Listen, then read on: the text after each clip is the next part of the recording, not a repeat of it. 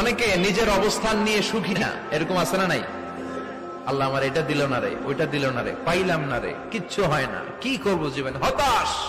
আসলে আছে কিন্তু অনেক, কিন্তু শুকরিয়া নাই, ডাকাত, ঠিক কিনা? নিজের অবস্থান নিয়ে সুখী না, কিন্তু অনেক লোক আছে তারা আপনার অবস্থানে পৌঁছতে চায়। তাদের দিকে তাকিয়ে দেখেন, আপনি যে অবস্থানে আছেন এই অবস্থানে পৌঁছাটা অনেকের কাছে স্বপ্ন। তারা প্রতিনিয়ত সংগ্রাম আর স্ট্রাগল করে যাচ্ছে আপনার অবস্থানে পৌঁছতে, আর আপনি এটা নিয়ে সন্তুষ্ট না। শেখ সাদির নাম শুনেছেন? বালাগাল উলা কাশাফাত দুজা, এই কবিতাটা রচয়িতা ইরানের বিখ্যাত এক কবি। উনি একবার আর্থিক সমস্যার মধ্যে দিয়ে সময় কাটাচ্ছেন, টাকা নাই, পয়সা নাই, পায়ে দেওয়ার মতো জুতা নাই। উনি খুব দুঃখ পেলেন, হায় রে, আমি ইরানের এত বড় কবি, আমার পায়ে দেওয়ার মতো জুতা নাই। দুঃখ ভরা মন নিয়ে রাস্তায় হাঁটতে বেরোলেন। হাঁটতে হাঁটতে হঠাৎ দেখলেন একটা লোক শুয়ে শুয়ে কাঁদছে, ওই লোকটার দুইটা পাই নাই, পাই নাই। উনি সেজদায় পড়ে গেলেন, আল্লাহর কাছে ক্ষমা চাইলেন, আল্লাহ অনেক দিয়েছো, শুকর আলহামদুলিল্লাহ। এজন্য যেই পরিস্থিতিতেই থাকি না কেন আমরা কি পড়বো? জোরে বলেন, কি পড়বো?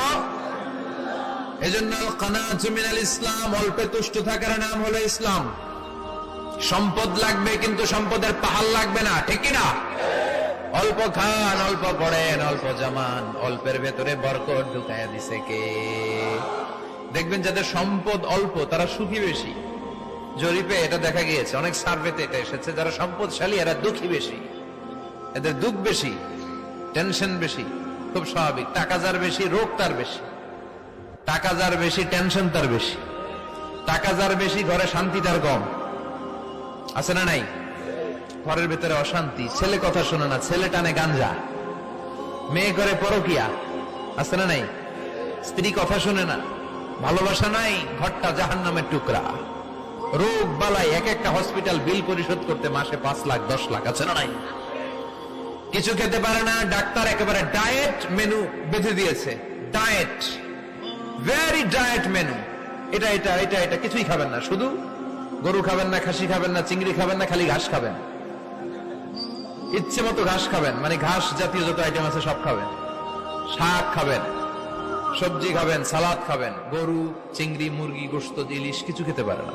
তাহলে রোগ বেশি, খাওয়ার মজা নাই, ঘরে সাংসারিক শান্তি নাই, খালি ব্যারাম আর ব্যারাম, ঠিক কিনা? কিন্তু সম্পদের পাহাড় ঘটেছে। আর অল্প যারা খায়, অল্প পড়ে, রিক্সাওয়ালা, কুলিওয়ালা, অল্প বেতনের চাকরি, কিন্তু হক হালালি মেনে চলে, দেখবেন শান্তি আছে অনেক। হ্যাঁ, বাসা ভাড়া দেয়, ফ্যামিলি চালায়, বাচ্চা